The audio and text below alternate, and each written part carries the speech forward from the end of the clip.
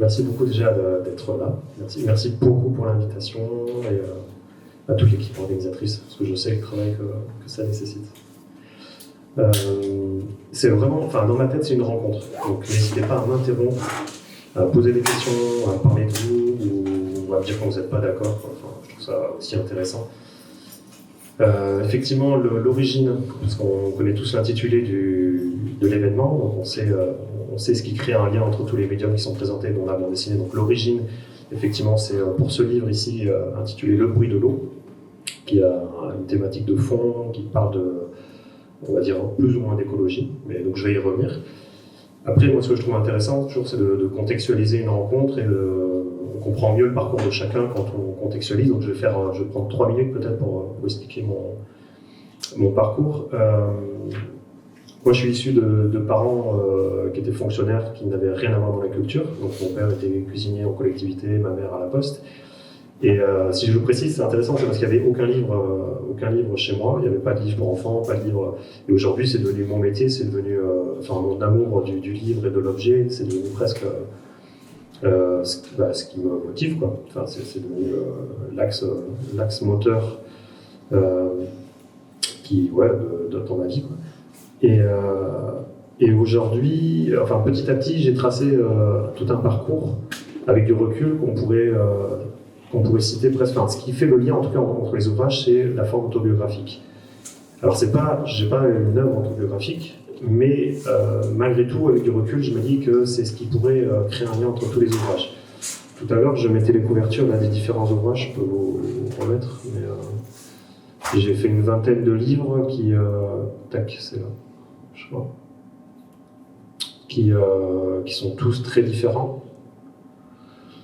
Vous pourrez voir, enfin si vous avez l'occasion de jeter un œil un jour, donc ça s'appelait de la fiction, au documentaire, au recueil de nouvelles, au récit autobiographique, intimiste, au recueil de modèles vivants, au recueil de gravures. Enfin voilà, j'ai fait pas mal d'ouvrages très différents parce que mon moteur premier, c'est la pratique du dessin d'observation, c'est la pratique du dessin d'après nature, donc le carnet essentiellement. Donc le dernier ouvrage qui vous voyez tout en haut à gauche qui s'appelle Déambulation, qui est sorti en novembre dernier, je crois, aux éditions des Ronds dans l'eau.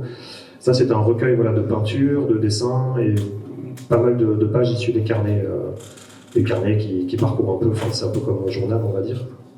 Depuis dans 15 ans, je crois, ou 20 ans, j'ai fait 66 ou 67 carnets. Et donc, ça a été, ce projet-là, c'était aussi comment sélectionner, comment choisir, comment voir ce que je peux mettre en lien, partager. J'y accorde beaucoup d'importance, même si c'est pas forcément ce qui est plus visible. Parce qu'on sait que la bande dessinée aujourd'hui, c'est quand même un média qui est... bon, il y a des hauts et des bas, mais on va dire que c'est relativement bien médiatisé. C'est assez mis en avant. Donc, dans mon travail, c'est ça qu'on voit le plus, quand même. C'est l'œuvre en BD. Voilà, ça c'était la rapide introduction.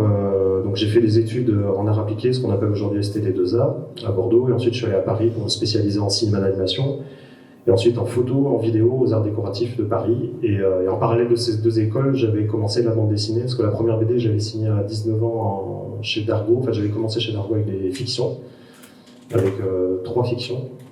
Et dès le 4e livre, je suis parti dans des recherches, on va dire, graphiques, et plus expérimental. Voilà. Et quand tout à l'heure je parlais d'autobiographie, c'est que même lorsqu'il s'agit de fiction, je m'inspire malgré tout de ma famille de sang, de ma famille de cœur, et à chaque fois on reconnaît mes proches, on reconnaît... Bon, après je suis allé même très loin en autobiographique. Par exemple, j'ai fait un ouvrage sur mon père, qui s'appelle Le regard d'un père. Donc l'origine de ce livre, c'était parce que j'avais dessiné énormément mon père pendant 10 ans. Enfin bref, j'avais fait plein de dessins muets sans voir vraiment la finalité. J'avais fait une expo de ces dessins, et puis un jour je suis devenu père moi-même, et là d'un seul coup la position change, le regard, enfin tout est transformé, quoi, pour ceux qui ont fait l'expérience d'être parents, et c'est à ce moment-là que je me suis mis à écrire, alors que j'avais déjà pas mal de dessins, et donc là je me suis mis à écrire, c'est devenu presque une nécessité. Les ouvrages comme celui-ci, ils naissent vraiment d'une nécessité, ils naissent d'un besoin, et avant même de penser à la finalité du livre qui va être reproduit et diffusé, je pense vraiment à qui je vais l'adresser, donc là en l'occurrence à mon père et à mes enfants. Et donc Le regard d'un père, ça se veut être un récit introspectif fait de questions. En fait, il n'y a pas vraiment d'affirmation, il n'y a pas de certitude. J'essaie d'en avoir le moins possible et je me méfie beaucoup en règle générale, même de ce que je pense, quoi. Donc, j'essaie de partager cette remise en question, ce changement de regard. Enfin bon, bref, je vous invite à le parcourir si jamais vous avez l'occasion. Et après, j'ai fait un autre ouvrage aussi qui s'appelle L'Essentiel, qui est encore plus autobiographique. Celui-ci, c'était sur ma femme et mes enfants. En fait, mon moteur premier de celui-ci, c'était de questionner et d'interroger la position de l'amour et l'évolution de ce qu'on appelle l'amour dans un couple. Justement, quand les enfants arrivent, quand le temps transforme les choses. Et en parallèle de ce questionnement et des planches que j'avançais, je faisais pas mal d'ateliers en prison, d'ateliers de bande dessinée. Et en fait, je savais pas quoi faire de cette expérience qui m'a fortement marqué. Et je pense qu'il marquerait n'importe qui. Voilà, aller en prison, c'est malgré tout comment dire, c'est quelque chose qui laisse pas indemne, quoi. Et je pense que c'est quelque chose que j'invite qu'on rend inaccessible et qu'on rend invisible, mais qui est devant nous, qui est là, et qui est une espèce de concentré de ce que reflète la société, avec une... Enfin, je ne vais pas rentrer dans les détails. Et donc, en gros, la prison est venue presque se présenter comme le contre-pied parfait de ce que je voulais parler, de ce que je voulais mettre en avant en parlant de l'amour. À savoir la personne avec qui on choisit de vivre, dans le lieu où on choisit de vivre. Et là, d'un seul coup, j'étais face à des hommes qui vivaient dans 18 mètres carrés, 23 heures sur 24, confrontés à plein de choses, et il n'y avait plus du tout cette liberté, en fait. Et donc, d'un seul coup, l'un est venu renforcer l'autre.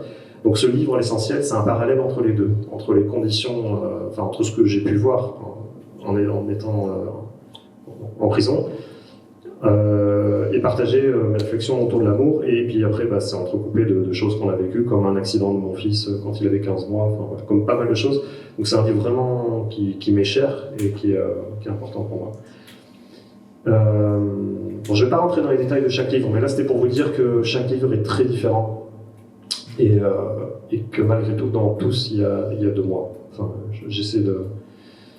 il y avait celui-ci aussi, je fais une parenthèse, parce que en plus Lou Herman avait fait la préface.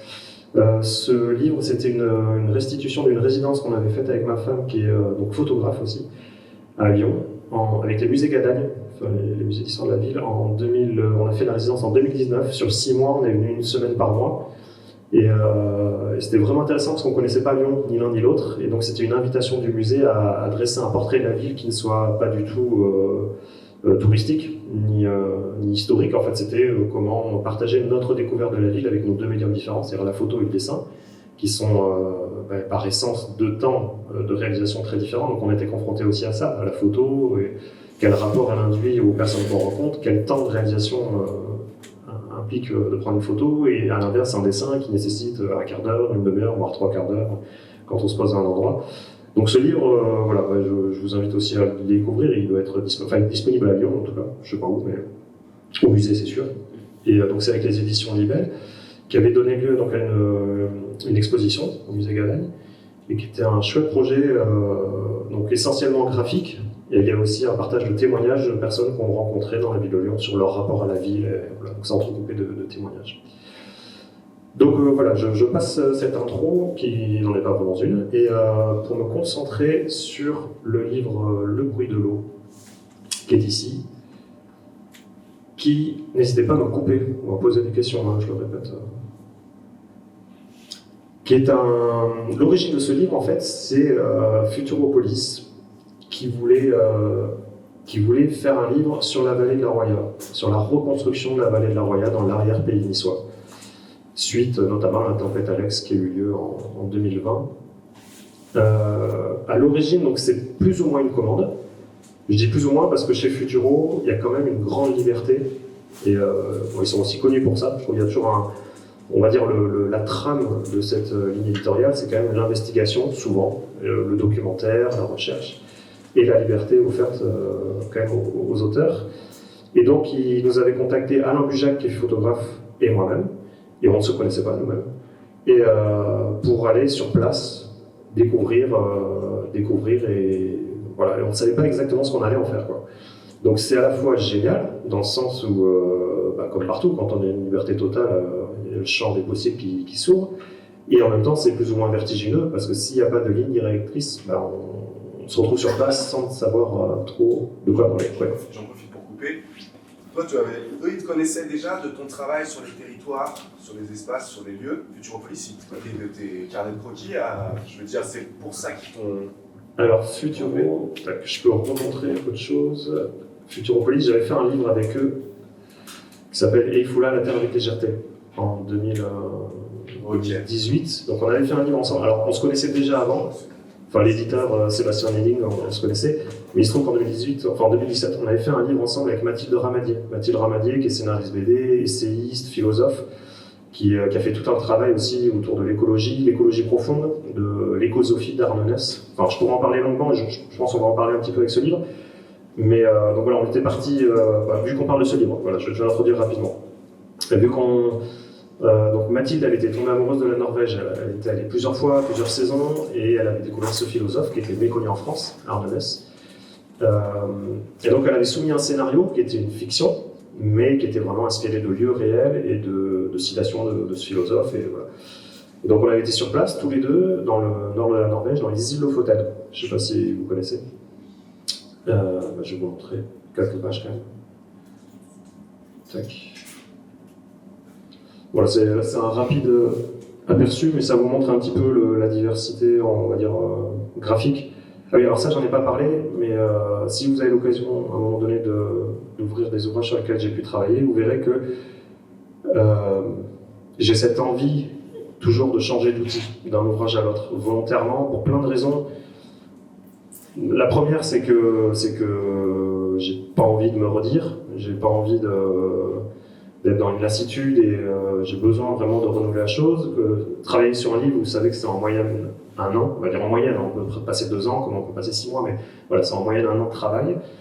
Et que pour moi, c'est une période de vie. À chaque fois, je me dis, dans cette année, j'ai envie de travailler cet outil, j'ai envie de raconter ça, et puis j'ai aussi envie d'adapter l'outil en fonction de l'ambiance, du propos. Je fais souvent ce parallèle, parce que j'ai fait beaucoup de musique avant, avec les instruments de musique. Pour moi, il y a beaucoup de parallèles à faire entre la musique et le dessin. Et une même mélodie, on ne va pas l'éprouver de la même manière si elle est jouée par une harpe, par un piano, par une guitare, par un saxophone. Et le dessin, c'est exactement la même chose. Un même paysage, si vous le faites dessiner par 10 personnes, ou même par une même personne, mais qui le fait au pastel à l'huile, ou au feutre, au crayon, je ne sais rien, on ne va pas l'éprouver de la même manière. Donc le dessin ne va pas suggérer la même ambiance. Et donc dans la bande dessinée, c'est pareil.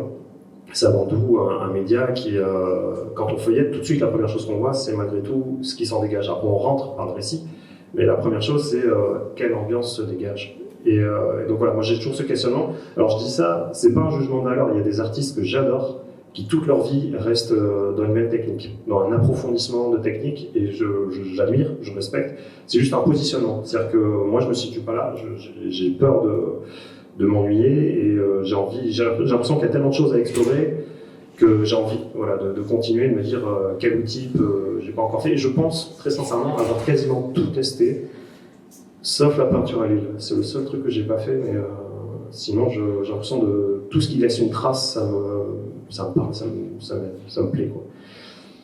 Et donc oui, voilà, je parlais de la diversité technique dans ce livre-là. Alors ça, c'est intéressant. Je vous montre ça quand même parce qu'on ne sait pas toujours le processus de réalisation d'une BD. Je ne sais pas si vous le savez pour les personnes qui sont là. Mais on va dire habituellement, on va dire, voilà, classiquement, quand on signe un contrat avec un éditeur, il y a des planches test au départ. Ça permet de savoir nous-mêmes en tant que dessinateur où on va, ce qu'on a envie de travailler. Ça permet au scénariste, si on fait un travail avec un scénariste, de donner un aperçu, et ça permet aussi à l'éditeur de savoir sur quoi il s'engage et sur quel type de livre il va parier. Mais ces planches, en tout cas pour ma part, ne sont jamais à l'image finale du livre. C'est plus une espèce de test. Donc là, vous voyez que dans cette planche test, on peut peut-être ressentir une des influences pour moi qui est énorme, qui est celle d'Emmanuel Guibert. En tout cas, il m'a énormément marqué, il fait partie des références phares quand j'étais jeune. Et donc là, vous voyez à gauche la planche test que j'avais réalisée avant de partir aux îles Lofoten, et à droite la planche finale qui figure dans le livre. Donc vous voyez qu'on reconnaît certaines choses, parce que c'était une planche parmi d'autres qui figurait dans le scénario de Mathilde, Mais déjà, le découpage est beaucoup plus déconstruit. Au final, dans ce livre-là, qui s'appelle « Il fout la matière avec légèreté », j'ai souhaité laisser beaucoup de blanc dans les pages, volontairement, pour laisser du temps, pour avoir une espèce de flottement comme ça, un peu suspendu, parce qu'il faut savoir que nous, quand on y était, c'était le jour constant, mais il y a d'autres périodes dans l'année où c'est la nuit constante. Enfin bon, bref, c'est un endroit quand même sur la planète où la notion du temps est très différente de la nôtre, ici en tout cas en France. Et en bande dessinée, on sait quand même que c'est un art sur lequel la question du temps représenté est vraiment importante. Et autre chose dans cette confrontation de planches entre la planche test à gauche et la planche finale qui figure dans le livre, vous voyez que la technique aussi est différente et qu'au final, je suis parti dans du lavis, dans quelque chose de beaucoup plus humide. C'est du lavis d'entre-deux-chines, tout simplement. Pourquoi ? Parce que sur place, en fait, avant d'y aller et avant de faire les planches, j'avais cette image préconçue, comme on a tous, d'un endroit avant d'y aller. Et donc, si on se réfère seulement à ce qu'on peut trouver sur Internet ou dans les livres, ce sont toujours des images, entre guillemets, qui sont construites pour donner envie. Donc, à viser plus ou moins, comment dire, avec une certaine attirance. Et arrivé sur place, je me suis aperçu que non, en fait, c'est... alors, je sais qu'il y a des gens qui adorent, ça dépend des sensibilités, hein, mais là où je veux en venir, c'est qu'en fait, c'est un climat montagnard en pleine mer. Donc en gros, on a les 4 saisons dans la journée, c'est vraiment un climat montagnard. Et toute cette humidité, cet aspect brut, cet aspect minéral que j'ai voulu faire ressortir avec la technique qui s'est imposée d'elle-même, hein, c'est-à-dire ce lavis d'encre de Chine, avec de simples aplats colorés. Il n'y a franchement pas grand-chose, il y a 3 couleurs en aplat informatique qui permettent après de ressortir des éléments. Oui. Comment tu fonctionnes Merci. Comment tu fonctionnes justement sur le début des étapes de conception? Parce que tu l'as dit, tu travailles énormément d'après carnet de croquis que du coup tu réutilises ultérieurement pour faire tes planches. Quand tu dois partir comme ça, loin, ta valise, elle ressemble à quoi? T'embarques tout? Tu fais comment? Elle n'est pas grosse, c'est important, mais attends, je vais te montrer. Tac, voilà, ça c'était mon carnet sur place. C'est un format A5, tout simplement, c'est un petit carnet avec pas mal de croquis faits sur place. Donc à gauche, encre de Chine, à droite, pastel à l'huile.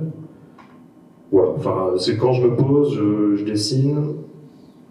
Tac, il y avait pas mal de croquis, ça c'était dans les îles Fotel, faits au feutre. Donc j'avais pas mal d'outils devant moi, mais qui étaient pas très volumineux.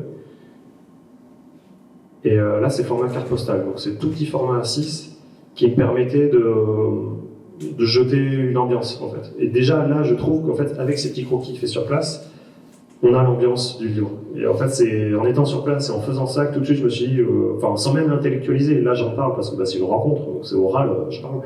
Mais quand on dessine, enfin, moi, en tout cas, quand je dessine, je réfléchis pas, quoi. Je me dis, je réfléchis suffisamment dans la vie que pour pas me prendre la tête quand je dessine et de laisser parler l'outil. Et donc après coup, je peux dire qu'en fait, c'est à ce moment-là que la technique s'impose d'elle-même. Donc ça, c'était un croquis fait au pastel à l'huile. Là, c'était fait depuis un chalet. Enfin, vous voyez qu'après, le croquis, enfin, tu le sais, parce que tu pratiques, mais le croquis, c'est pas figé, c'est une expérimentation, enfin, avec ce qu'on a, avec ce qu'on ressent. Et donc là, je teste plusieurs choses. Oui, alors ça, c'est intéressant parce qu'il y a le dessin à gauche que je fais depuis la chambre, et à droite, c'est une photo qu'avait prise Mathilde à peu près au même endroit. Donc la scénariste, elle était partie avec un appareil photo argentique. Et c'est marrant parce qu'on retrouve les dominantes colorées. Et donc souvent, voilà, là où je voulais en venir, c'est que ces croquis, ou plus ou moins grands, ça c'est un format A4 par exemple. Après, je peux m'en inspirer pour la BD.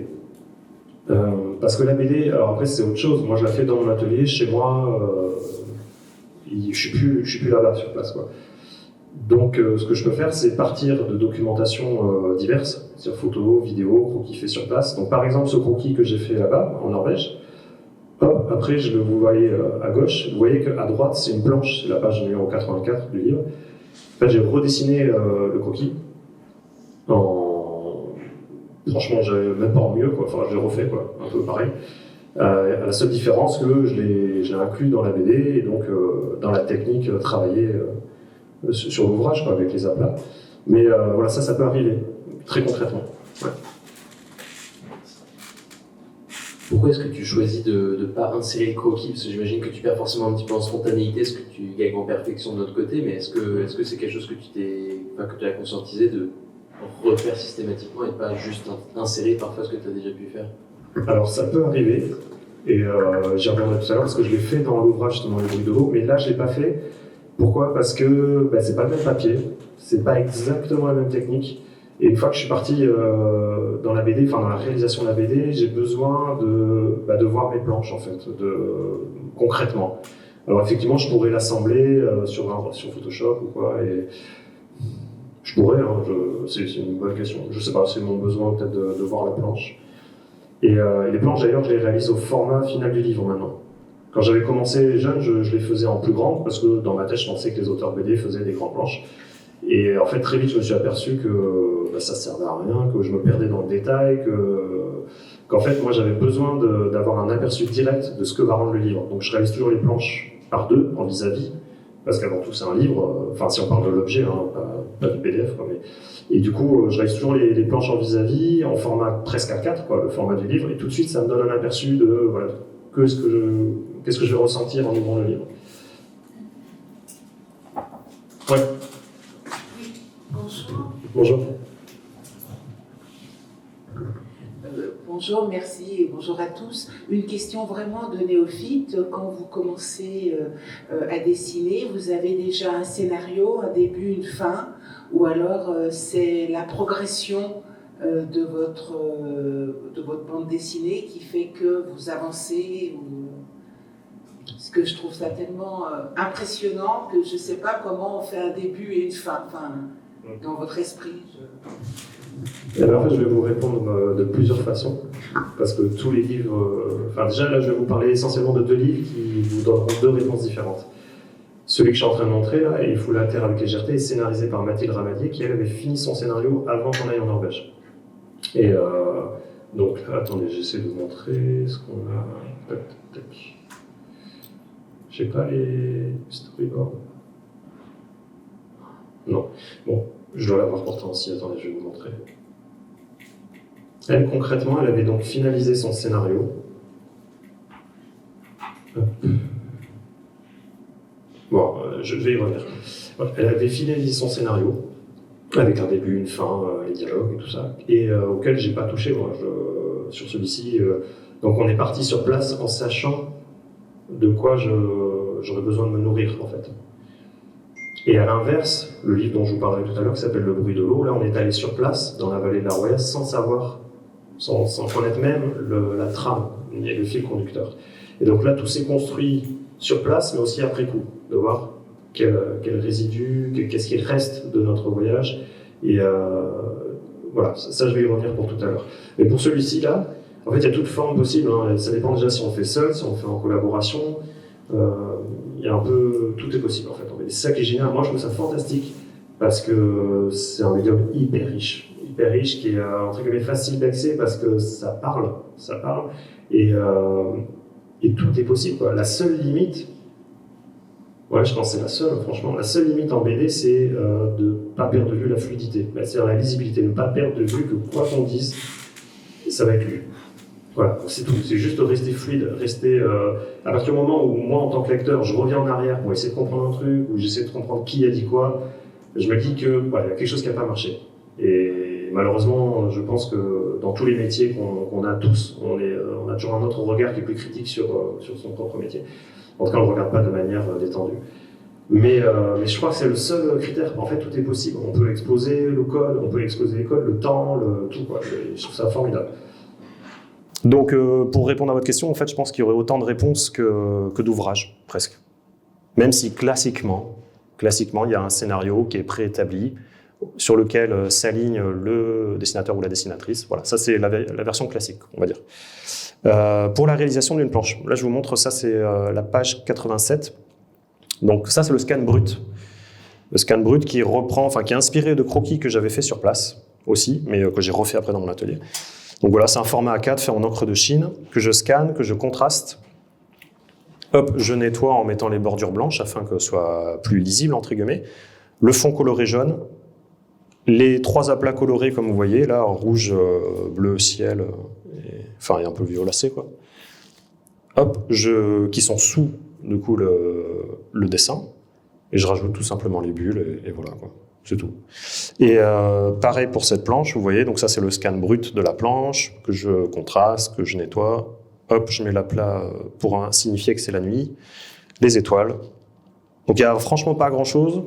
C'est simple, mais ça vous permet de... C'est un truc auquel on n'a pas toujours accès. Je me dis de savoir, tiens, comment est construite une planche.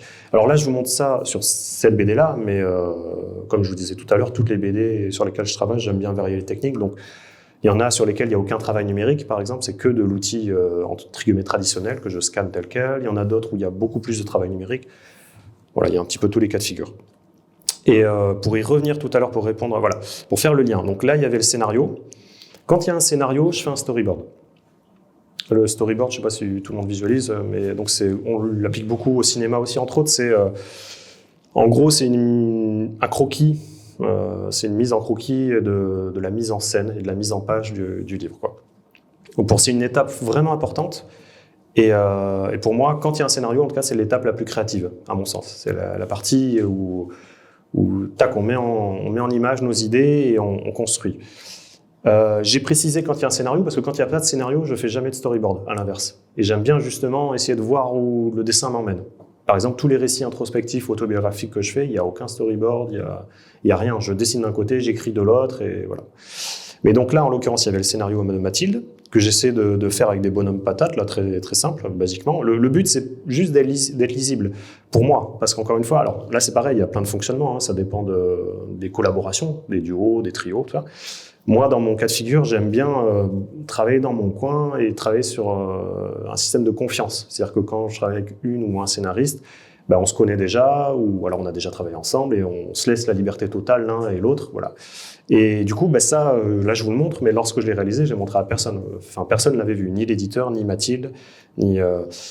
Et donc, parce que pour moi, c'est comme de la pâte à modeler, c'est en gestation, c'est en construction, j'ai besoin que je revienne dessus, que je modifie. Et ce qui est important, pour moi, encore une fois, c'est de pouvoir tout de suite apercevoir le rythme. Le rythme de la narration et de voir un petit peu où situer les bulles et comment gérer tout ça et voilà, comment dynamiser tout ça. Donc là, je vous montre un aperçu. Et ce que vous voyez dans les bulles avec les numéros, ça correspond au dialogue. C'est pour vous montrer un rapide aperçu. Et donc là, par exemple, je vais reprendre là, les 4 planches que vous voyez à droite, qui sont en version storyboard. D'ailleurs, vous voyez que sur la droite, je mets +2. C'est parce qu'une fois que je fais le storyboard, je me dis, ah tiens, là, ça pourrait être bien de rajouter 2 pages afin de prendre plus le temps. Donc je mets +2 en ne sachant pas trop ce que je vais faire. Donc là, je vous montre la page finale à droite. C'est la page, je ne sais plus combien, qui figure donc dans le livre. À gauche, vous voyez entourer la version du storyboard. Et à droite, la page finale. Donc vous voyez que ça se répond quand même, voilà, on reconnaît pas mal déjà l'intention première, avec notamment les cadrages et les valeurs de cadrage. La page de droite. Ah oui, comme je vous disais tout à l'heure, même dans le storyboard, j'accorde beaucoup d'importance au vis-à-vis des pages. Donc la page de gauche et la page de droite. Et voilà les 2 pages que je rajoute, qui sont simplement des pages muettes sur les éléments, sur l'eau, en me disant, voilà, en fait là on en a besoin. Dans le récit, à tel moment, ça me semblait nécessaire qu'on suspende un peu la narration, qu'on soit dans une pleine page qui ouvre sur l'espace, parce que des ouvrages comme celui-ci, où la thématique de fond, malgré tout, c'est la nature, même si c'est l'empreinte de l'homme ou le rapport de l'homme à la nature, moi j'ai tendance à vouloir me rappeler constamment lorsque je dessine que en fait, c'est important de représenter de ce dont on parle, quoi. C'est difficile de parler de nature si je ne la représente pas. Et donc des fois, d'avoir juste de s'offrir des pages comme ça, sans texte, où on représente un lieu, d'un seul coup on recontextualise et ça vient raconter en fait. Et donc là vous voyez la mise au propre à droite du croquis de gauche, idem pour ici. Et ça c'était l'étape des recherches de couverture. Donc là, je faisais des tests, enfin je cherchais. Il y avait ce personnage central qui est un jeune ingénieur en industrie pétrolière. C'est lui qu'on suit dans tout l'ouvrage, qui arrive de Paris sur place, donc dans les îles Lofoten, pour un éventuel forage prochain. Et donc lui, dans son histoire, sans vous spoiler l'histoire, hein, mais il est confronté donc à cette autre culture, à cet autre rapport à la nature. Et voilà, après il y a toute l'histoire. Et donc là sont les recherches de couverture pour voir un petit peu ce qui pourrait correspondre à l'ensemble du récit.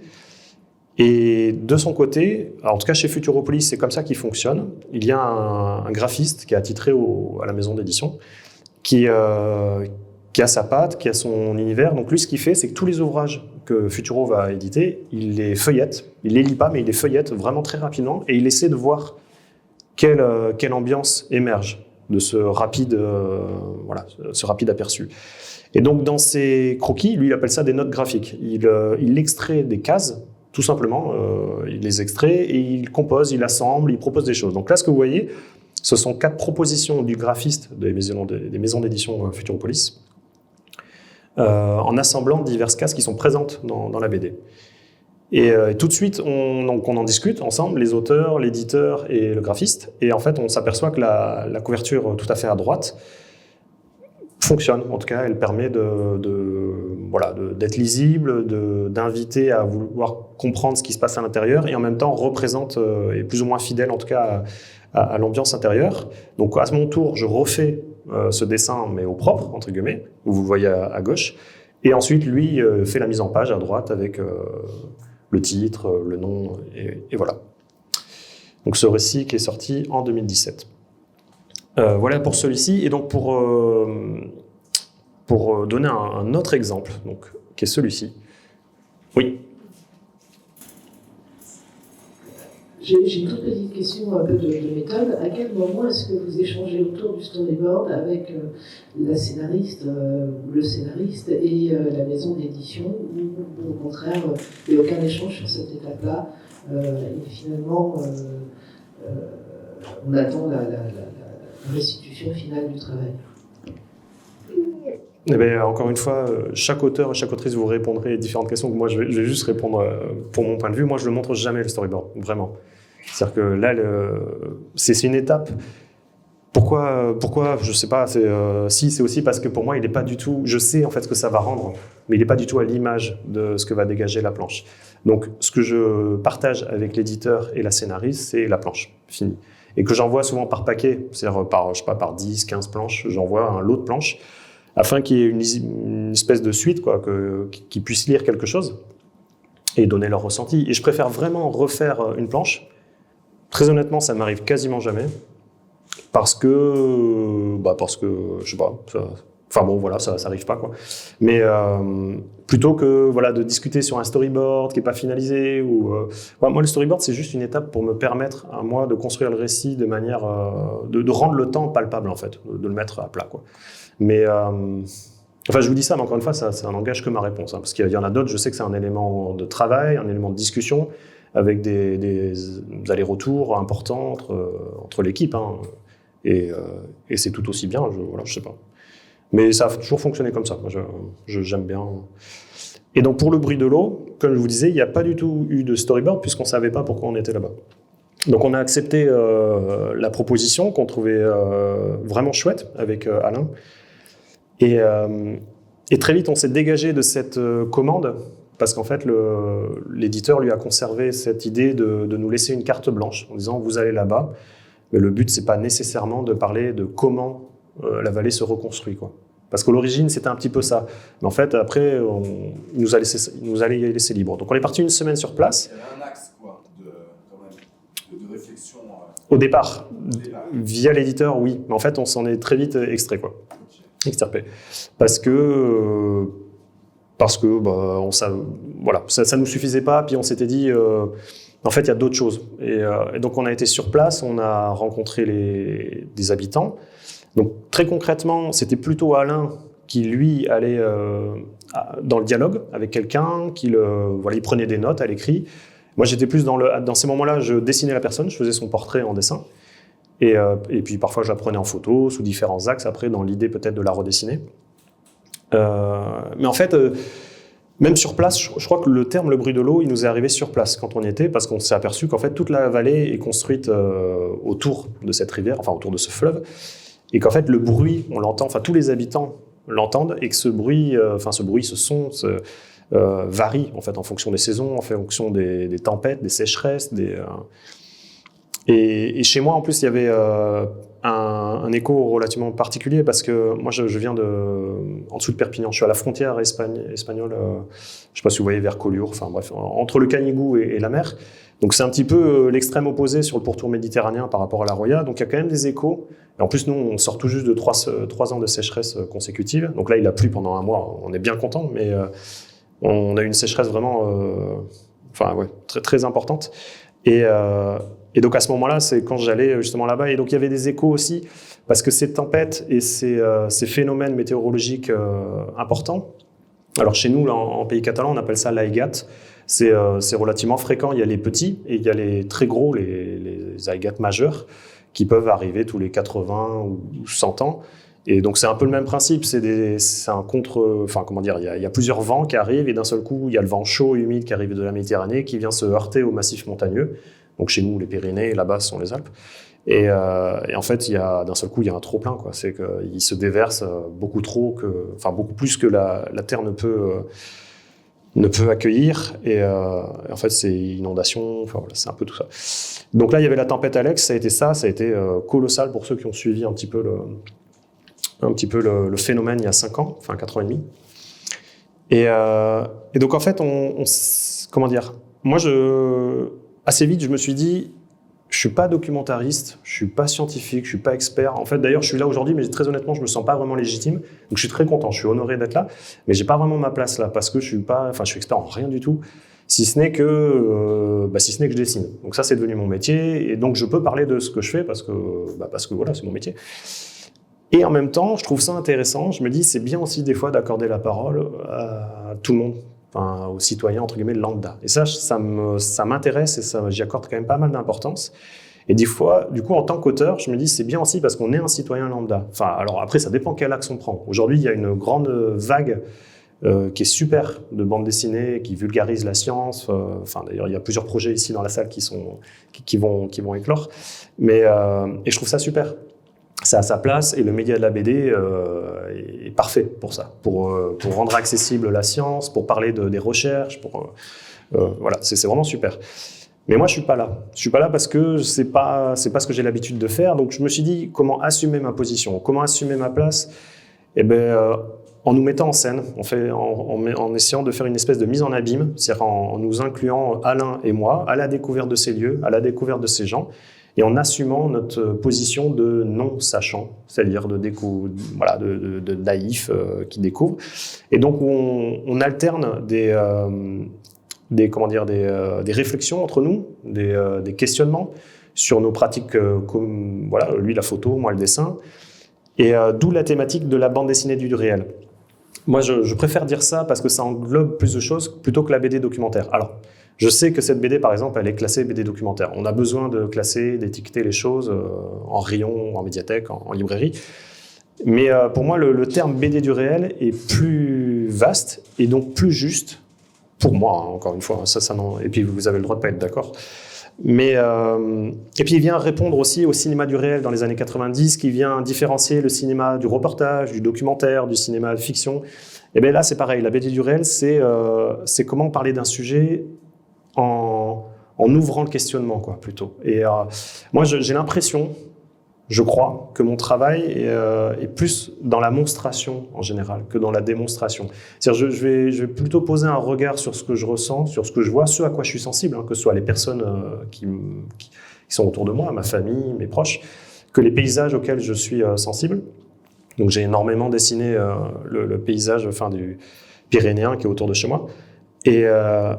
Et je suis vraiment dans cette démarche-là de laisser une trace sensible de ce à quoi j'accorde de l'importance, et donc de montrer, de partager en fait, de partager en montrant.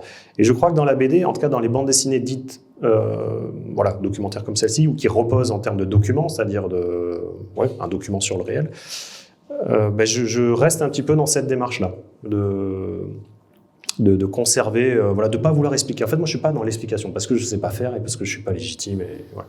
Et donc, cette bande dessinée-là, entre guillemets, ne va rien vous apprendre, je crois, peut-être encore une fois, je me trompe, mais j'espère, elle va inviter à découvrir et à se questionner et à écouter des personnes comme nous, on a pu les écouter, c'est-à-dire des habitants qui vont se livrer. En fait, j'adore ça. En règle générale, c'est marrant parce que je suis... bon, là, j'ai le micro et je suis là pour ça, donc je vous parle.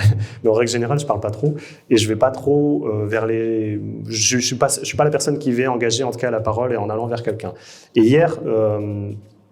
enfin, non, pas hier, là, cette semaine, j'ai pris le train à un moment donné et c'est marrant parce qu'il y avait un gars qui était de l'autre côté, enfin, du siège, quoi. Et c'est intéressant parce que de lui-même, il s'est mis à me parler. Donc je me suis dit, je préfère lire. Je n'avais pas forcément envie d'engager la discussion. Et en fait, on a parlé pendant 3/4 d'heure ensemble. Et il se trouve qu'il était conducteur proche de la retraite, conducteur de SNCF. Il m'a raconté énormément de choses. Et en fait, je trouve ça génial, toujours en quelques minutes, ce petit moment de bascule dans la vie quotidienne où on ne se connaît pas. Et d'un seul coup, il y a un truc qu'on va livrer de la part de l'ordre de l'intime. Et on va rentrer dans la vie de quelqu'un. Et moi, ça me passionne, ce moment de bascule. Et donc, si je le dis, c'est parce que là, en fait, très vite, on se rend compte que quand on engage avec la parole... alors, en plus, le dessin, c'est pas de la photo, c'est pas la caméra, ça fait moins peur. Ça crée tout de suite c'est presque un outil de médiation, quoi. C'est un objet qui fait le lien, quand même. Et très vite, en fait, on se rend compte qu'on peut aller à la rencontre des gens et être dans un parcours livré qui est relativement intime. Ouais.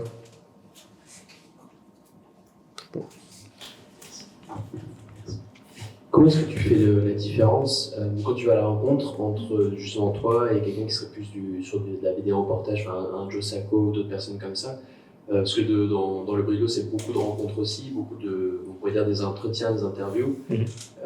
Comment est-ce que tu caractérises les deux types de discours entre BD du réel et BD plus reportage d'un côté? Je ne sais pas si j'aurais la bonne définition. En tout cas, moi, ce que j'ai gardé en tête en faisant cet ouvrage, c'est que je me suis dit, avant tout, je veux faire un livre poétique. Et pas explicatif. Et je crois que c'est là, je pense, la distinction avec le reportage. Joe Sacco, j'adore son travail, mais c'est vraiment un travail d'investigation incroyable, où il sait de quoi il parle, il y a un travail de fond de fou. Et nous, on n'est pas là-dedans. Enfin, moi, en tout cas, je ne suis pas là-dedans. Et du coup, je voulais... alors là, vous le voyez d'ailleurs dans cet aperçu, c'est aussi pour ça que j'ai choisi ces planches, c'est que je voulais conserver cette idée de raconter le plus possible par le dessin. C'est-à-dire que dans cet ouvrage, il y a énormément d'outils. Franchement, on passe du feutre au crayon de couleur, à l'encre colorée, à la peinture acrylique, au pastel à l'huile. Franchement, il y a une dizaine d'outils variés parce que je voulais conserver cette idée d'explorer vraiment le graphisme et qu'il puisse raconter les lieux, qu'il puisse raconter par lui-même, en fait, des impressions. Enfin, ouais, on pourrait parler d'impressionnisme, peut-être. Et je crois que c'est peut-être là que ça vient... Alors, je ne sais pas si c'est une bonne réponse, j'en sais rien. J'essaie d'intellectualiser en même temps que je réponds, mais je crois que c'est peut-être là que ça vient de se distinguer du reportage pur, je pense. C'est que j'avais envie de... Enfin, je dis j'avais parce que moi, je me positionnais là-dessus, mais après, on était en discussion avec Alain, quand même. Mais ouais, de rester comme ça avec ce fond, en tout cas en arrière-pensée, de garder cette espèce de poésie du vivant, quoi. Parce qu'on parle du vivant, et aujourd'hui, on parle beaucoup du vivant, en France en tout cas, et je trouve ça génial, mais ça englobe plein de choses. Et donc je me dis, en fait c'est bien, mais c'est très bien même, c'est super, mais moi je suis pas...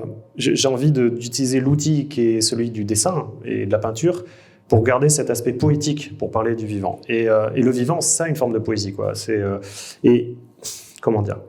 Moi, j'ai la sensation que quelque info que ce soit, les infos, même tout, enfin, je ne sais pas si vous suivez l'info, moi je ne suis absolument pas. Volontairement, je m'éloigne de l'actualité. Alors, ça ne veut pas dire que je ne suis pas au courant des choses, parce qu'en fait, on est assez vite au courant de pas mal de trucs. Mais ça veut dire que volontairement, c'est une discipline que je me suis, que j'applique, de ne pas vouloir suivre l'actualité et de vouloir choisir l'info. Enfin bref. Et en fait, l'info, je pense qu'on la retient, comme dans un livre, comme dans n'importe quoi, on la retient lorsqu'il y a de l'émotion.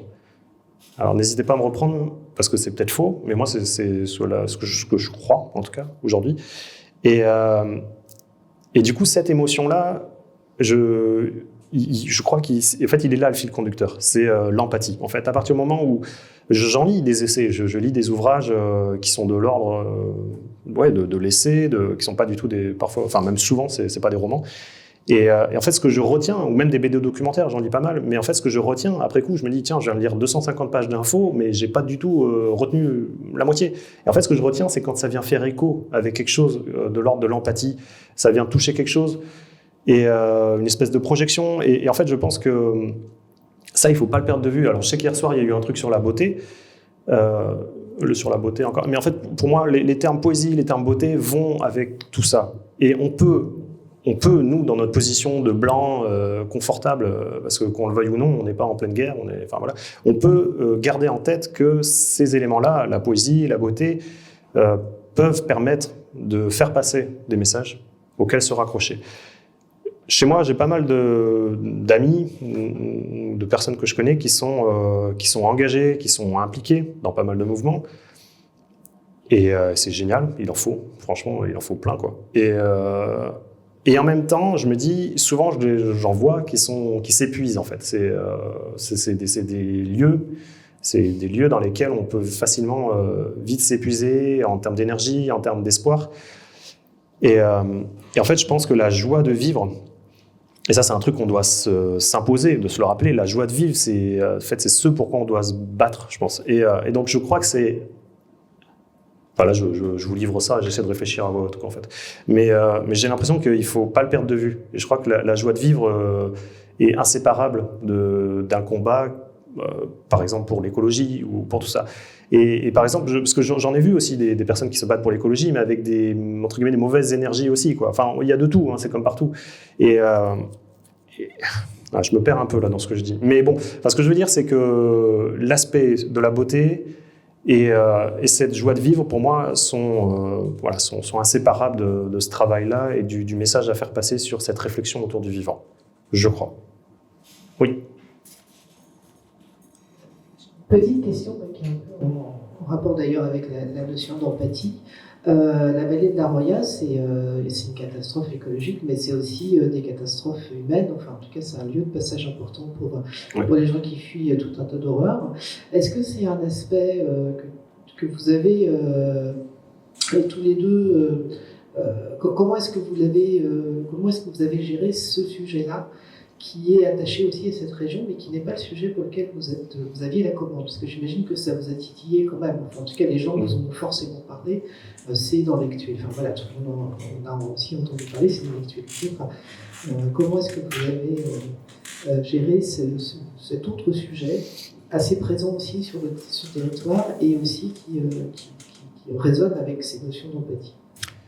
C'est une très bonne question et c'est très juste. Donc effectivement, la vallée de la Roya, pour peut-être celles et ceux qui ne le savent pas, c'est un passage important des migrants essentiellement subsahariens, mais pas que, mais qui arrivent d'Italie par Ventimiglia. Parce qu'en fait, la vallée de la Roya, elle est en partie française et elle se termine en Italie. Donc c'est un point de passage assez important. Et donc on a été confrontés effectivement à ce questionnement et on n'y a pas été insensible. En plus, moi, j'ai lu notamment Cédric Héroux, que vous connaissez certainement, et il avait fait, par exemple, Change ton monde, là, le livre qui est très simple, très percutant, et vraiment qui donne envie d'agir, quoi, de faire pas mal de choses.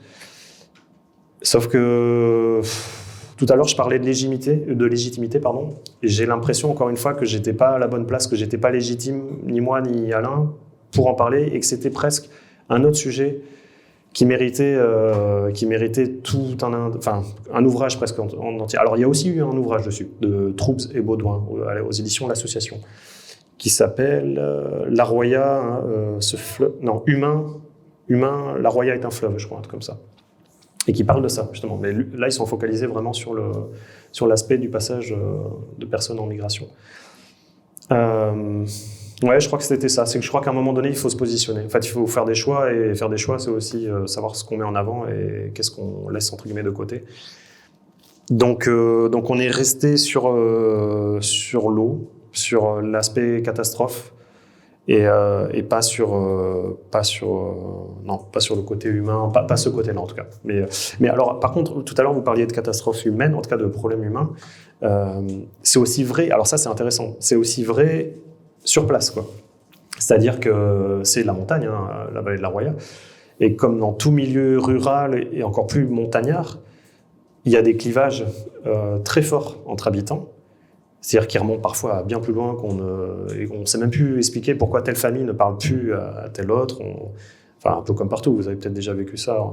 Et alors même si ça a tendance à disparaître, et dans les villes, bon, c'est inexistant, mais dans les milieux comme ça un peu plus isolés, il y a vraiment ça. Et la vallée de la Roya, il y a ce qu'on appelle les natifs et les ruraux, les néo-ruraux, tout ce mouvement. Parce que moi, naïvement, je pensais que c'était une vallée très alternative, qui était pour pas mal de changements, comme Cédric Héroux, tout ça. Et en fait, il y a un vrai clivage entre ces personnes-là et ceux qui se disent natifs, quoi, habitants.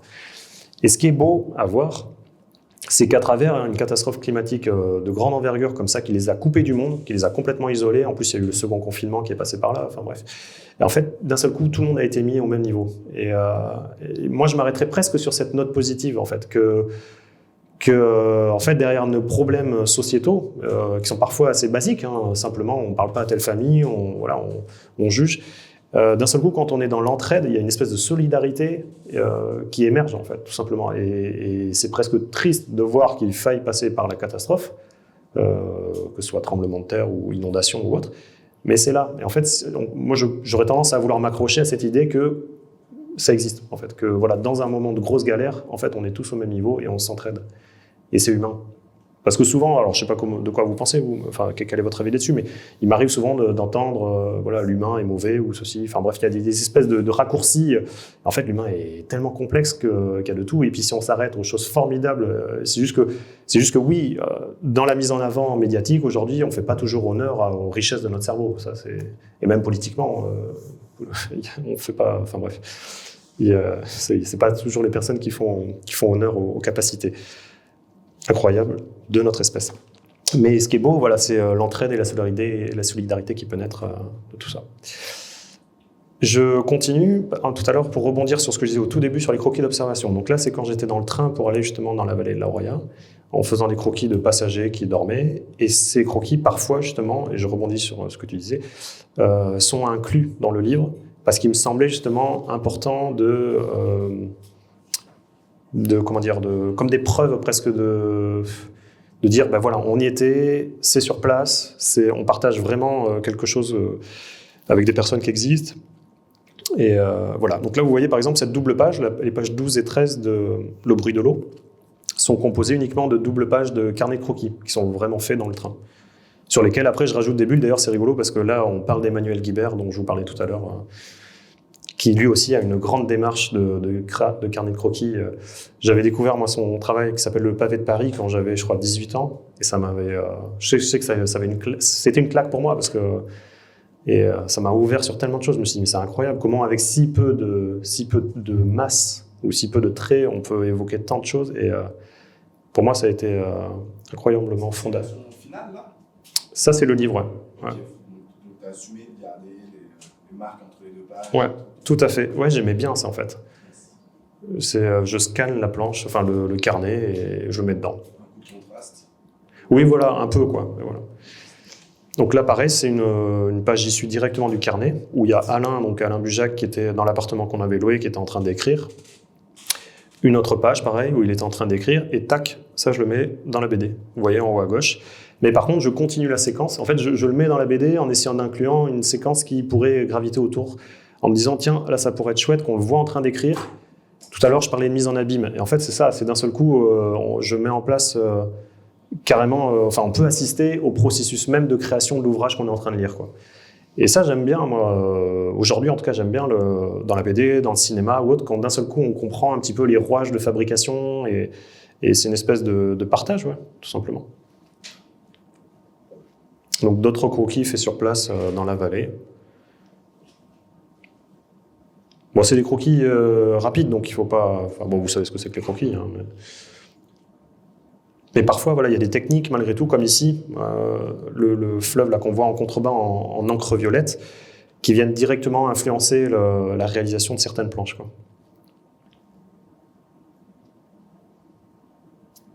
Et par exemple, ce dessin que j'ai fait depuis le balcon de l'appartement à Saorge, où on était, Vous voyez donc à gauche le croquis et à droite 2 cases que j'ai pu faire à partir de ce croquis. 2 cases différentes où on est sur le balcon avec au loin sa orge.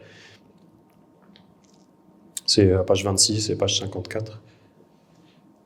Et là encore une fois, voilà, vous pouvez voir les croquis de Alain, tac, qui sont aussi dans la BD d'ailleurs après.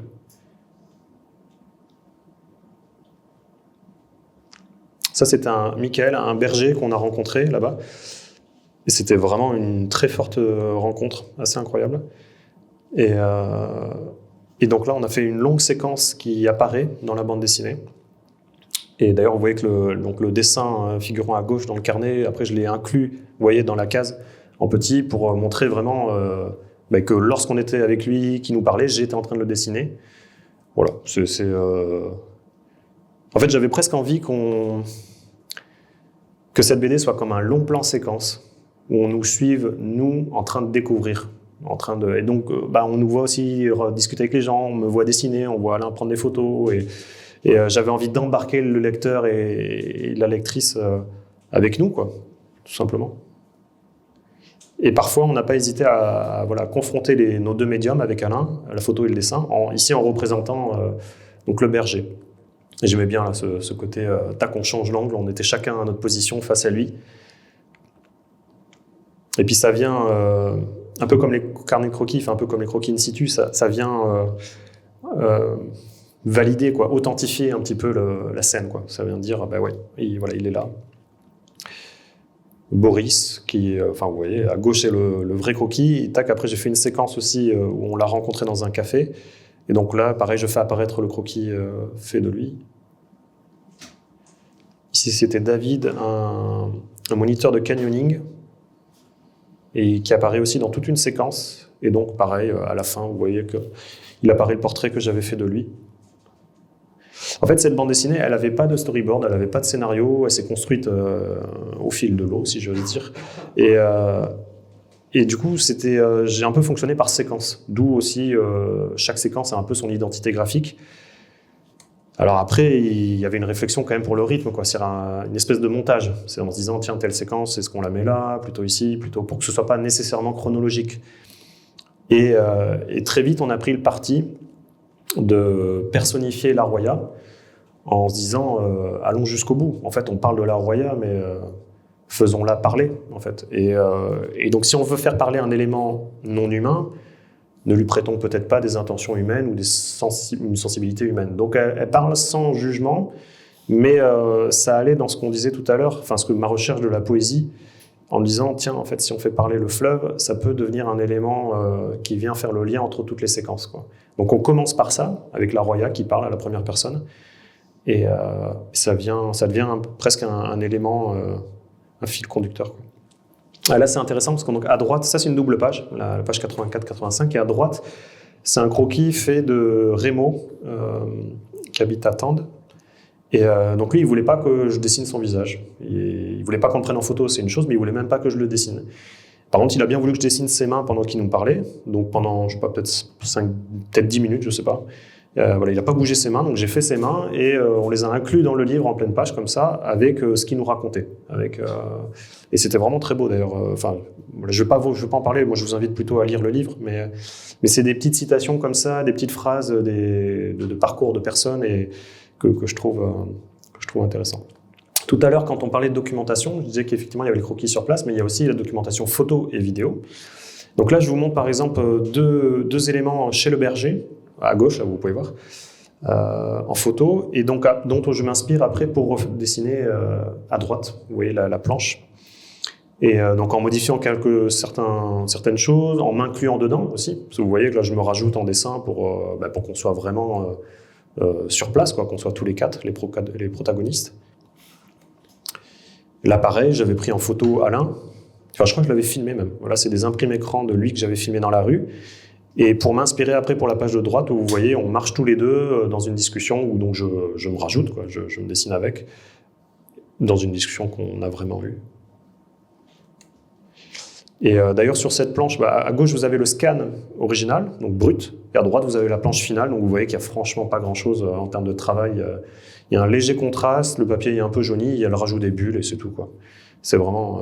Dans cette BD, il n'y a quasiment pas de travail numérique. Il y a juste l'ajout des bulles, enfin des phylactères, et c'est tout.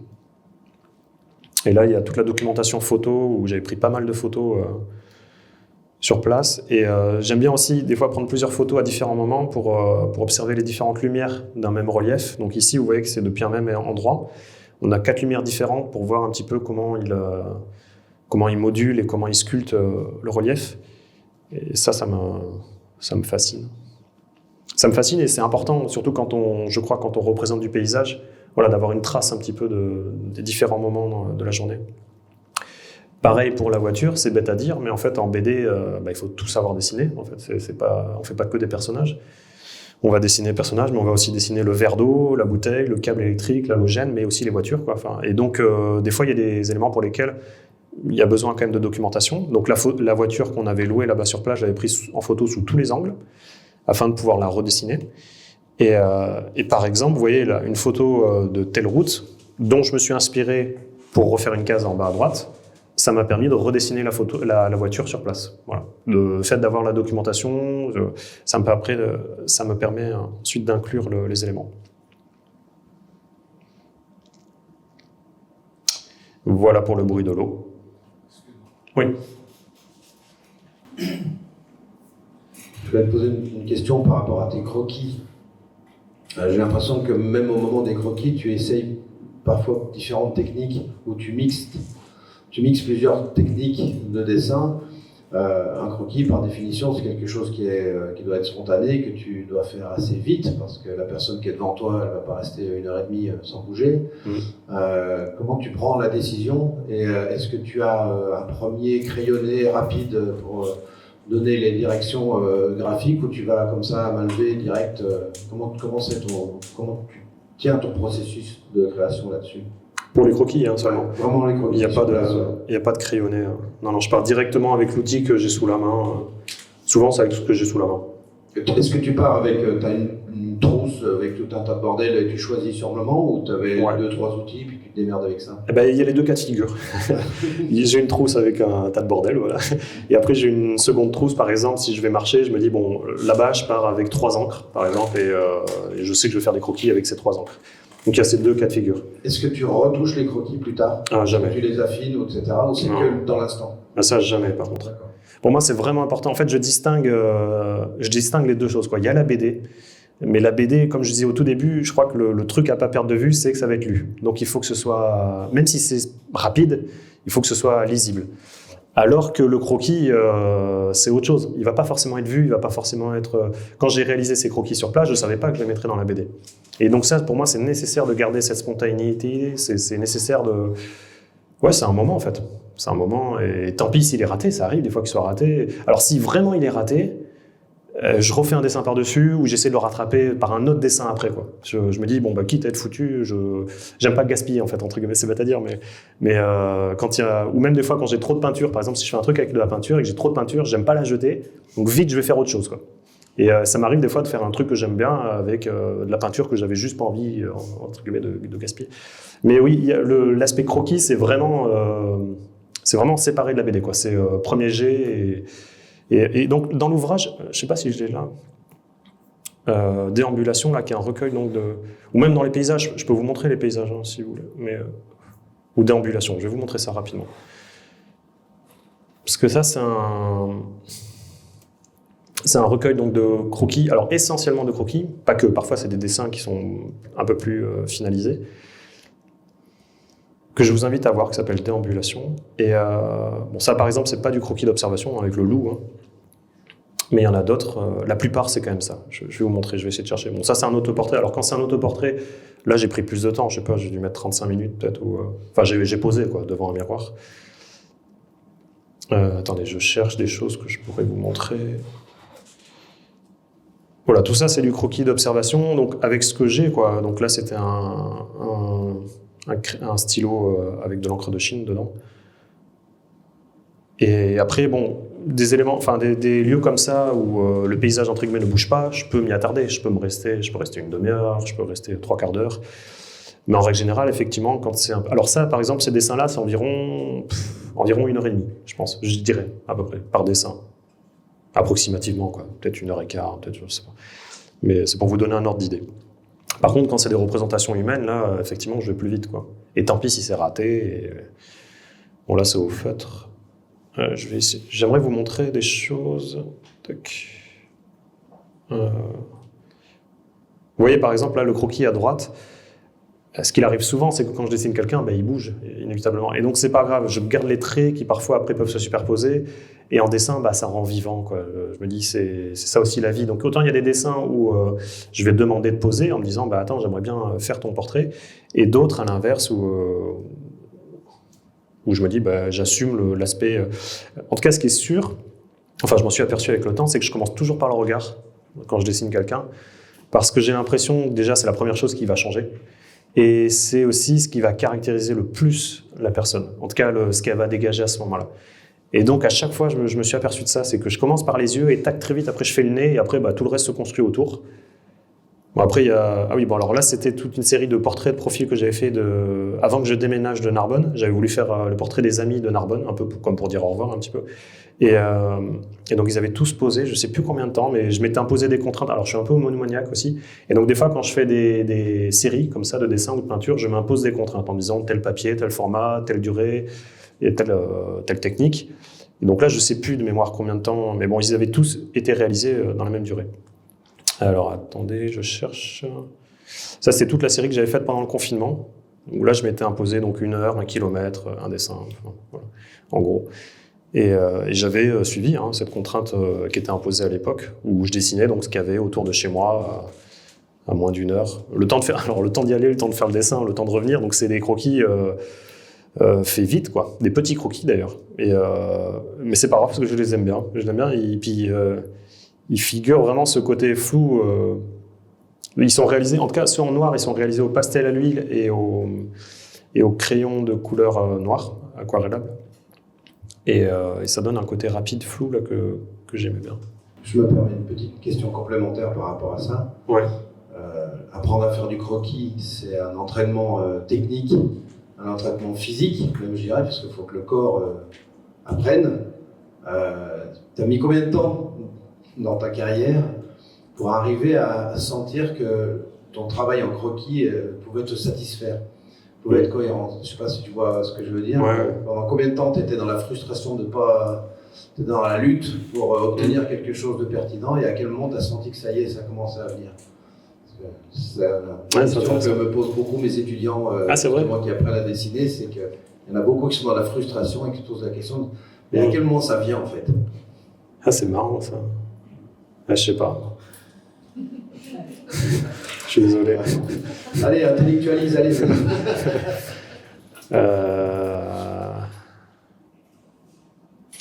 sais pas. Alors, ce que je sais, c'est que quand j'ai fait ce livre de recueil, je suis pas remonté avant mes 19 ans, je crois. Parce qu'avant, ça me semblait pas être montrable, aujourd'hui. Mais quand je l'avais fait, quand j'avais, 17 ans, 18 ans, je crois que j'en étais content, je pense. Mais aujourd'hui, non. Enfin, parce que j'ai grandi, c'est autre chose, je verrai tous les problèmes, je me dirais que c'était pas fluide, c'était pas... Alors, ce qu'il y a dans ce livre-là, c'est quand même les choses faites, on va dire, entre aujourd'hui et il y a 10 ans, quoi. Les 10 dernières années, essentiellement. Donc, si je devais répondre à cette question, je me dirais... je sais pas, c'est arrivé à 20 ans, peut-être. Voilà, à la vingtaine que... Non, 20 ans. Même avant, en fait. Je sais pas. Question piège, désolé. Non, mais c'est intéressant. Mais j'en sais rien, en fait. J'en sais rien parce que, en plus, c'est biaisé comme réponse. C'est tellement subjectif. C'est-à-dire que quand on réalise... J'essaie de me replacer. Par exemple, quand j'avais 18 ans, je me dis, il y a des dessins dont j'étais content à l'époque, qui me motivaient à en faire d'autres. Et si aujourd'hui, je devais porter un regard dessus, je me dirais, non, c'était pas mûr, c'était pas... Mais c'est pas grave, c'est ce qui m'a construit pour aujourd'hui. Après, c'est sûr que c'est une pratique quotidienne. Enfin, plus maintenant. Elle est moins quotidienne parce que j'ai 2 enfants en bas âge, que j'ai les projets, que voilà, j'arrive pas à dessiner au quotidien. Mais pendant très longtemps, c'était ma pratique quotidienne, quoi, clairement. Et c'est sûr que c'est ça qui nourrit. Enfin, tu le sais, c'est ce que tu dois dire aux étudiants, c'est que même si on veut faire un style qui n'est pas comment dire, réaliste, ça me semble inévitable de passer par là. parce que le croquis nous forme le regard qu'on a sur le monde, nous permet de nous améliorer en dessin. Et puis c'est un formidable outil, je trouve, Ouais, je sais pas.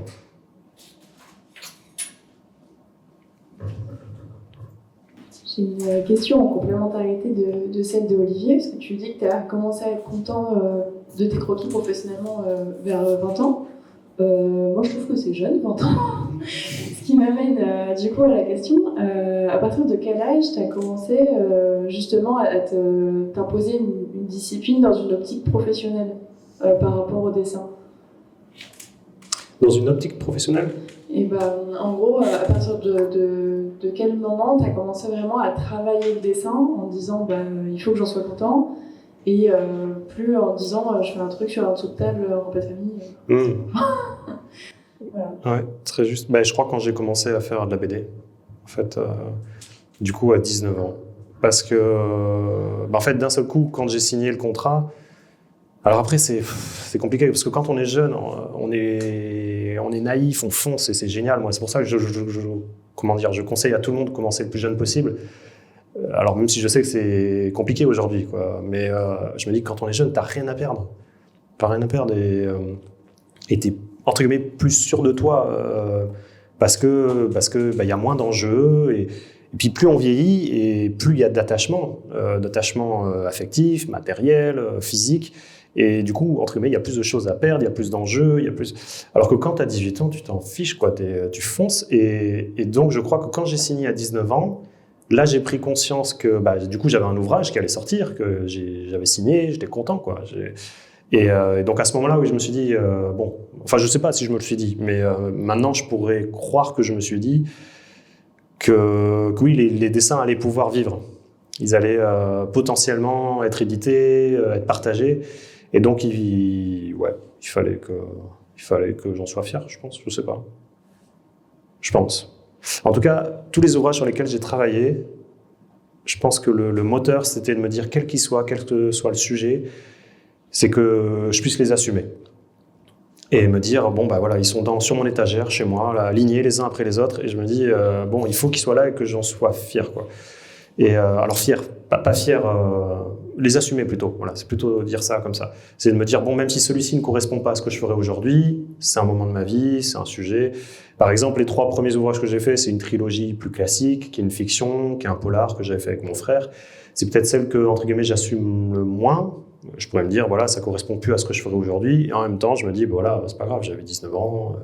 C'était une manière aussi de mettre le pied à l'étrier. C'est ce qui m'a permis d'être aussi, ça constitue ce que je suis aujourd'hui, quoi. C'est comme ça. C'est comme les ruptures amoureuses. On peut pas cracher dessus. On se dit des fois, telle relation, c'est ce qui nous a permis d'être avec telle personne aujourd'hui. Ça permet aussi de nous construire. Et je pense que c'est pareil avec les ouvrages qu'on sort. Oui.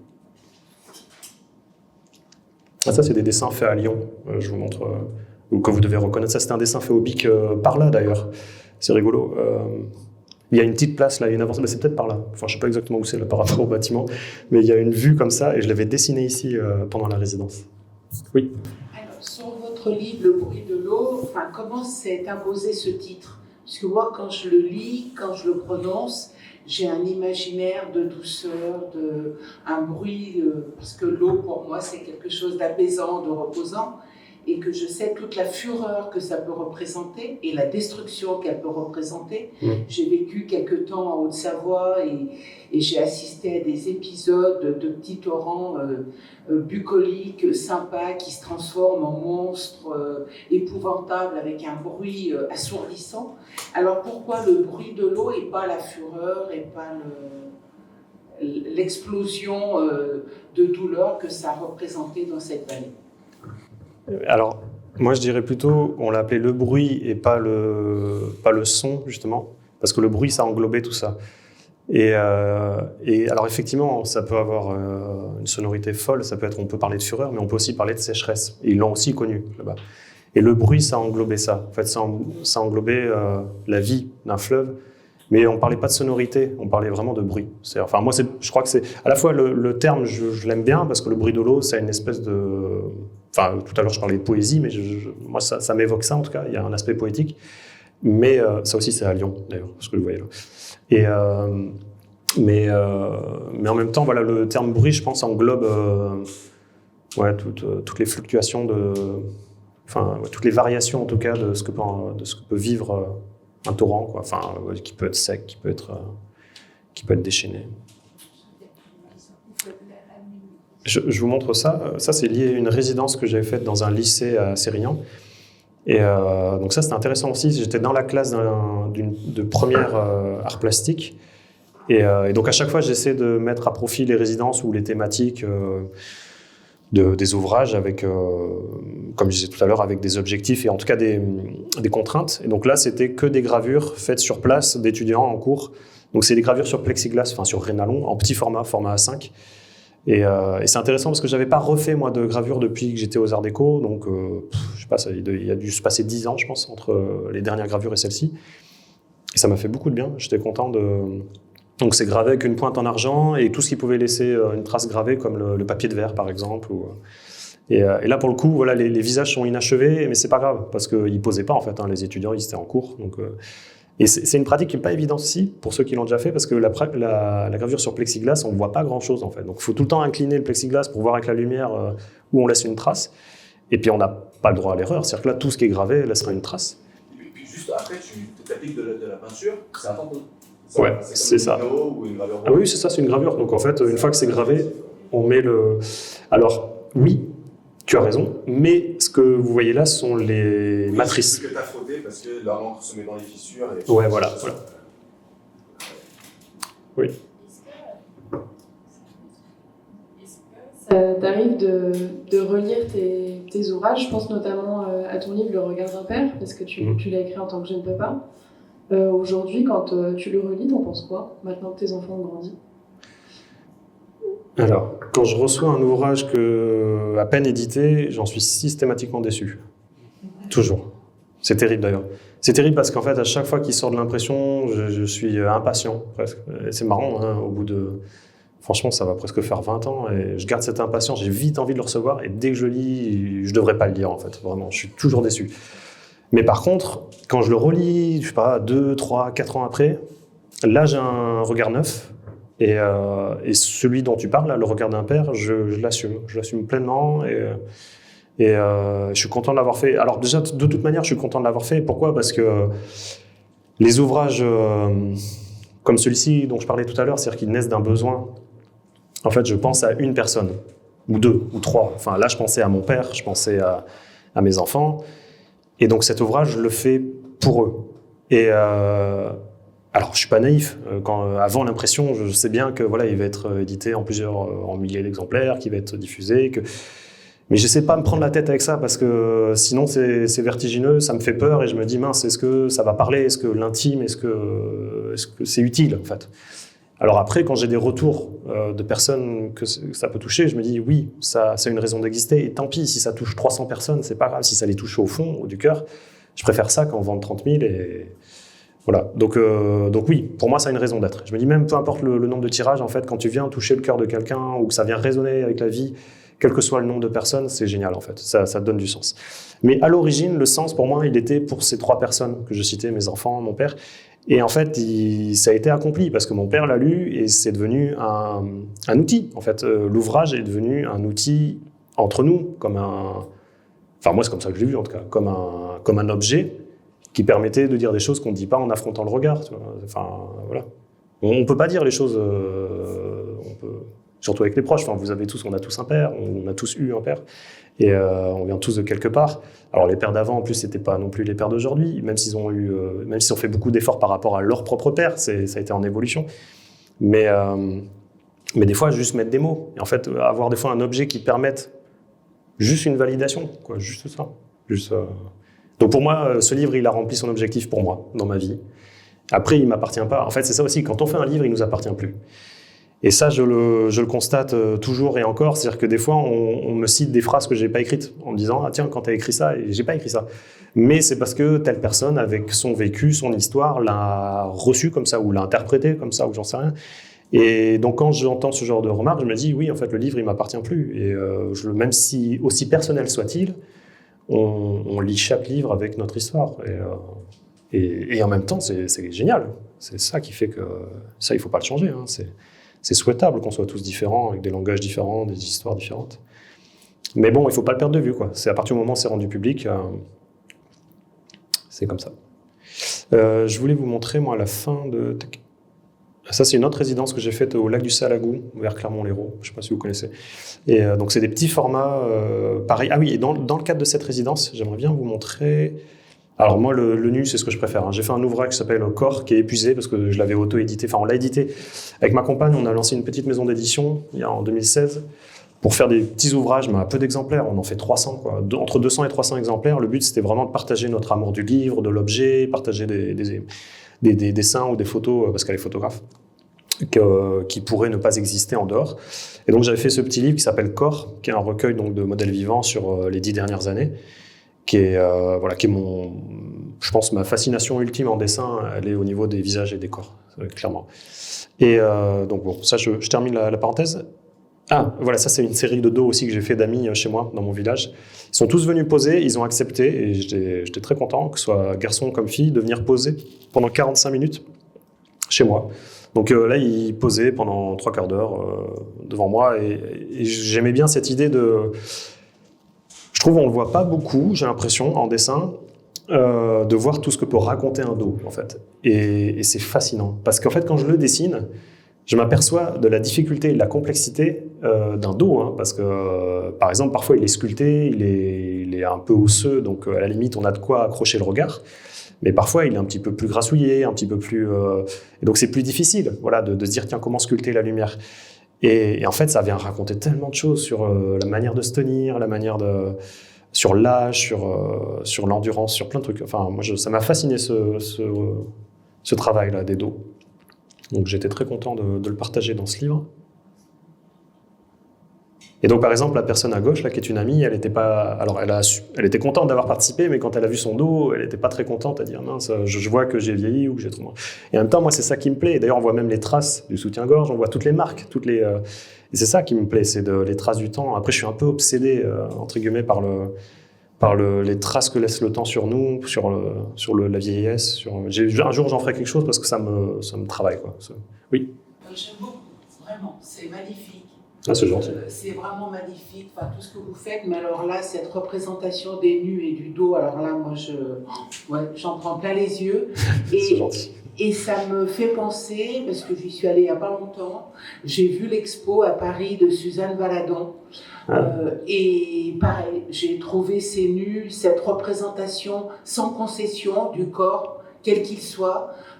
Et elle avait d'ailleurs à l'époque une interprétation très juste, c'est-à-dire qu'elle fait des corps féminins nus et absolument pas pour le regard un peu lubrique des hommes de l'époque, c'est-à-dire qu'ils voulaient une représentation super érotique et très belle du corps féminin, alors que non. Moi, je le peins tel que je le vois, et effectivement, j'imagine tout à fait qu'elle pourrait être mon dos. Je veux bien vous le prêter. Si vous l'acceptez, je veux bien le prêter au jeu. C'est magnifique. C'est gentil. Merci beaucoup. Et évidemment, mes enfants qu'on voit grandir dans les croquis. Et si je vous montrais ça, c'était pourquoi ? Je sais pas, c'est parce qu'on parlait de carnet croquis, je pense. Ou de... Une petite question sur... C'était concernant les étapes de... Enfin, pas les étapes, mais le boulot de co-création, parce que tu as fait des travaux avec d'autres personnes. Oui. Notamment le photographe, là, sur le bruit de l'eau, quoi. C'est photographe écrivain, c'est ça, hein ? Oui, c'est ça. Ouais.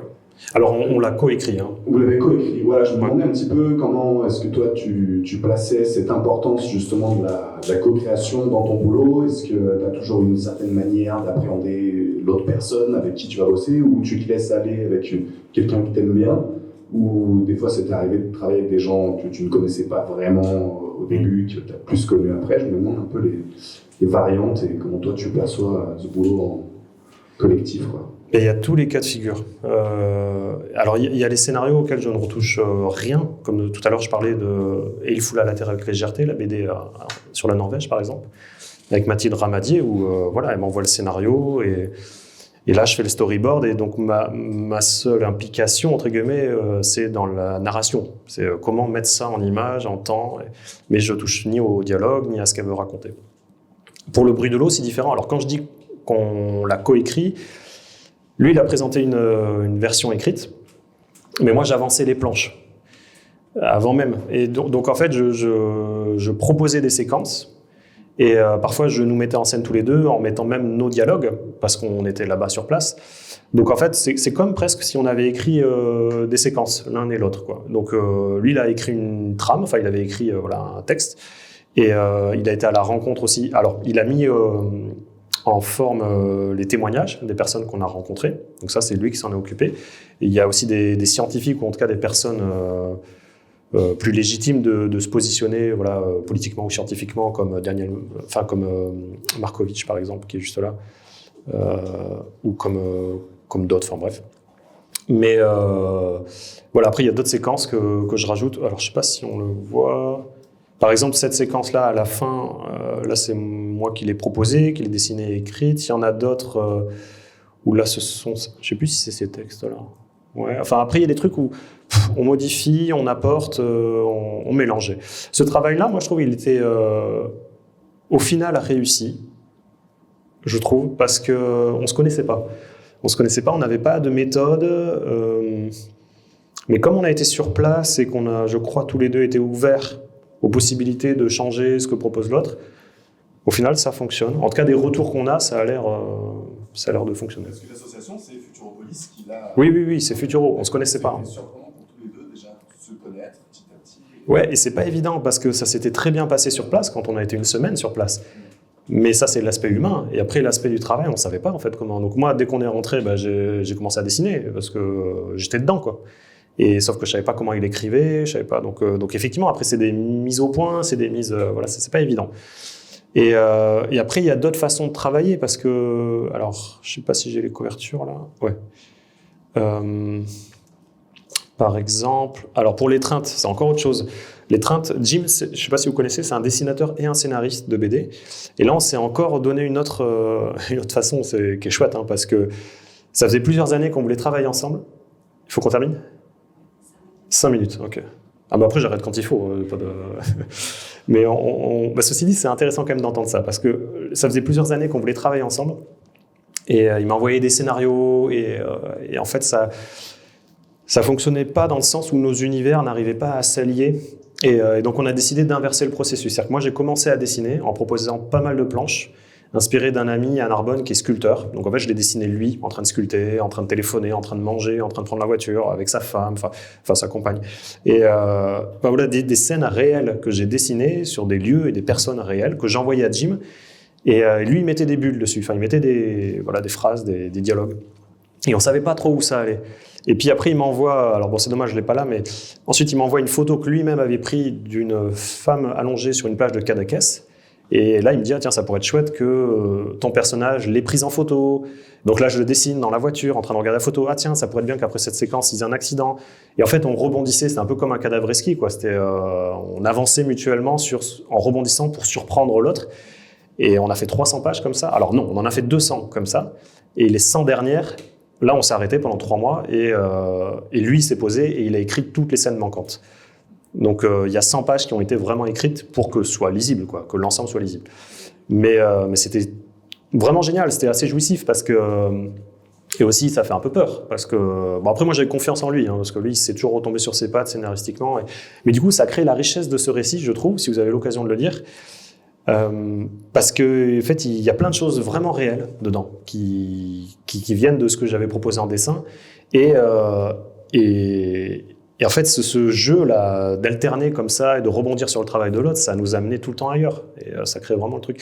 Et à l'inverse, ceux qui me touchent avec Damien Marie, avec qui j'avais fait aussi Ceux qui me restent, là lui par exemple il a écrit tout un scénario qui est fini. Enfin, d'ailleurs, c'est pas un scénario. Il appelle ça un roman séquencé, je crois. C'est-à-dire qu'en fait, il écrit tous les dialogues comme une pièce de théâtre. Voilà, il écrit tout ça. Et ensuite, il me le livre. Donc moi, je touche pas au dialogue, je touche à rien, mais il m'offre la possibilité et la liberté de mettre ça en scène, comme un metteur en scène. Et donc, c'est formidable parce qu'il me fait confiance. Et en gros, je touche pas au dialogue, mais je vais en faire... là, je sais pas, il fait 200... je sais pas combien de pages. Enfin, il fait pas mal de pages aussi. Parce que, et puis moi, ça me plaît. En fait, dans la BD, il n'y a pas que le dessin, il y a la mise en scène qui me plaît. Voilà, je vais m'arrêter là-dessus. Merci beaucoup. Merci à vous. Merci.